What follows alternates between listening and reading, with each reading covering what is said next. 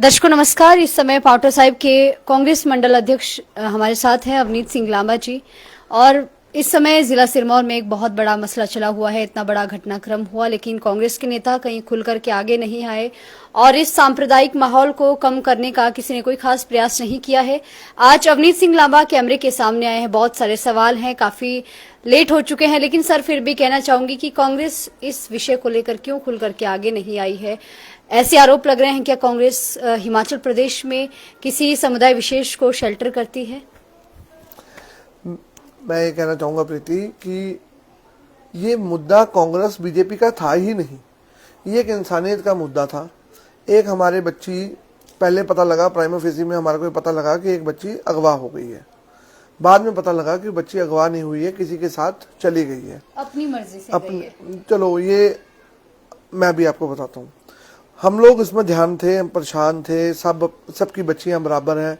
तो जब बाद में पता लगा कि वो गई नहीं है, वो अपनी मर्जी से किसी के साथ गई है, तो उसमें ये आरोप लगाए कि उसको बहला फुसलाकर एक विशेष समुदाय उसको लेके आए और उसको लव जिहाद जैसी चीज़ों से कट्टरपंथियों ने जोड़ना शुरू कर दिया।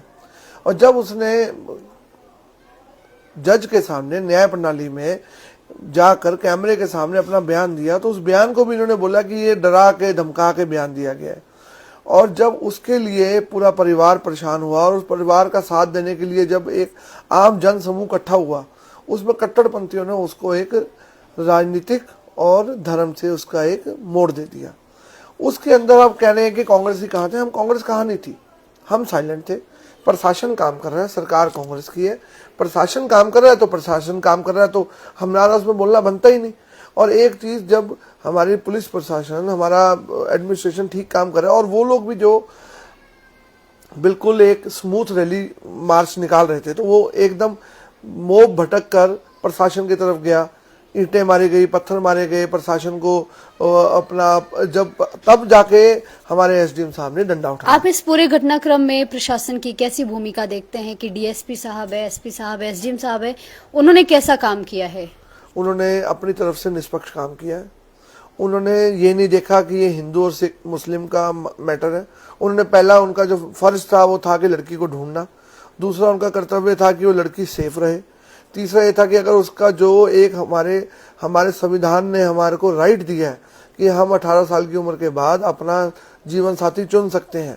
हालांकि लड़की ने माना नहीं है जीवन साथी चुना, उसने यही माना है मैं अपने दोस्त के साथ गई थी, तो उस मैटर में मैं नहीं बोलूंगा। पर प्रशासन ने अपना काम ठीक किया।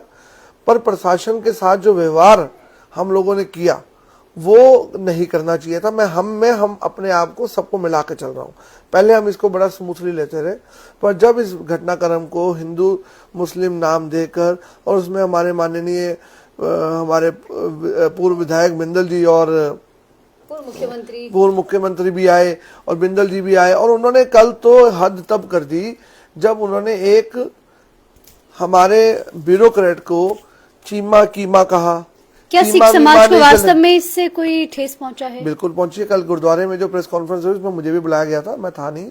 और मैं इसलिए भी नहीं गया वहां पे कि मैं उसको एक राजनीतिक रंग नहीं देना चाहता था। मैं चाहता था वो लोगों की भावनाएं उन तक पहुंचे। अगर मैं वहां बैठता तो लगता कि ये कांग्रेस ने उनके ऊपर हमला किया है। हमने, वो उन लोगों की भावनाएं थी, मैं उनके साथ खड़ा हूँ, मैं इसमें बिल्कुल उनके साथ हूँ। और मैं आपको एक बात और कहना चाहता हूँ, ये पूर्व में भी माननीय हमारे जो बिंदल जी इलेक्शन हारे, उनका व्यक्तिगत तौर पे वो ऑफिसर्स के साथ इसी तरह बदतमीजी से रूड बात करते हैं। ये उनका पुराना स्टाइल है। ऑफिसर की बेइज्जती करके वो आम वर्कर को खुश करने की कोशिश करते हैं, पर ऑफिसर भी गरिमापूर्ण अपना काम करते हैं। वो किसी की नौकरी नहीं कर रहे, हिमाचल सरकार की नौकरी कर रहे हैं, अपने संविधान की नौकरी कर रहे हैं। उस नौकरी में अगर कभी किसी से, एक इंसान से कोई गलती हो भी जाए तो उसका ये तरीका नहीं है जो ये अपनाया गया है।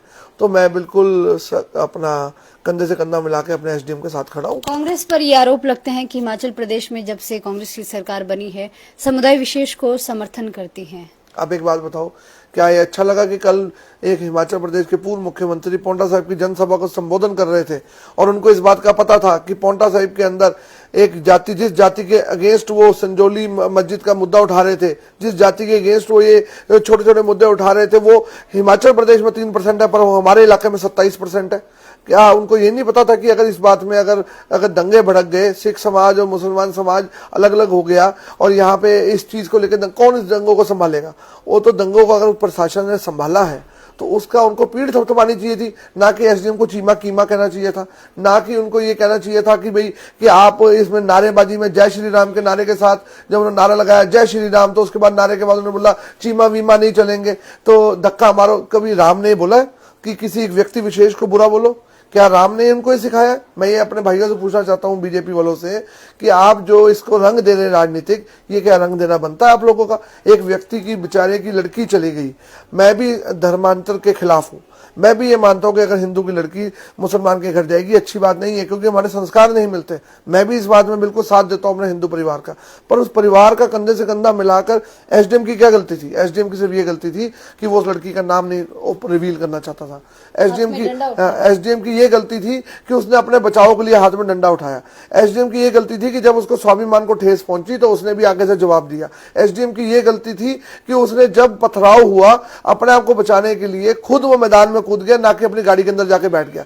तो ये चीजें जब वो कह रहे हैं कि एसडीएम के आसपास पुलिस थी, एसडीएम के आसपास सब कुछ था, उनको डंडा उठाने की आवश्यकता क्या थी? वो आवश्यकता ये थी कि उस आदमी ने मौके को संभालते हुए खुद पीठ दिखाकर नहीं भागा, उसने वहां पे उसको फेस किया और स्थिति को संभालने की कोशिश करी। और राजनीतिक रंग जो लोग दे रहे हैं उनको ये समझना चाहिए, लड़कियां सबकी बराबर हैं।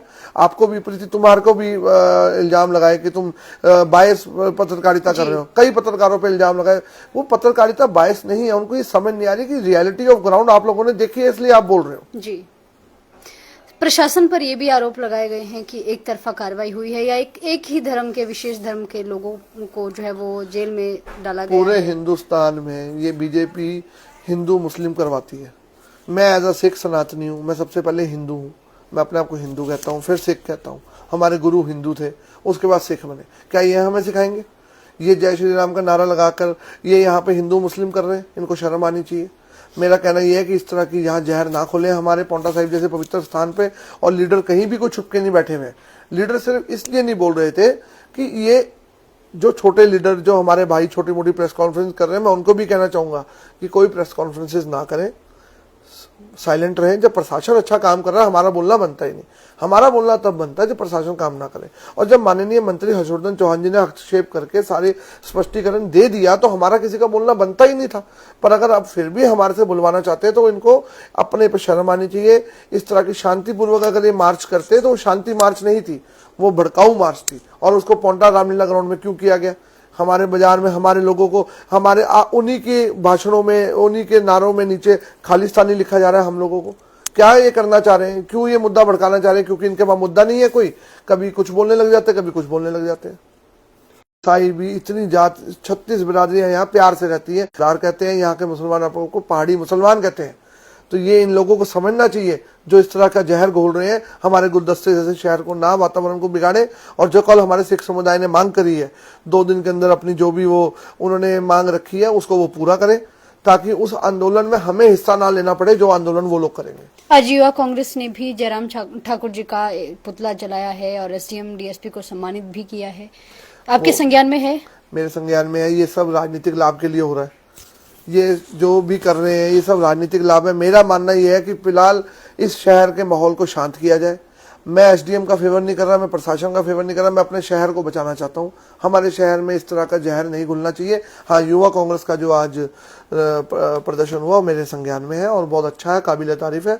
उन्होंने साथ दिया है अपने प्रशासन का, उनका एक हौसला बढ़ाया प्रशासन का, वो एक अच्छी बात है। कांग्रेस की, युवा कांग्रेस की पहल अच्छी है। Thank you sir, thank you for joining us.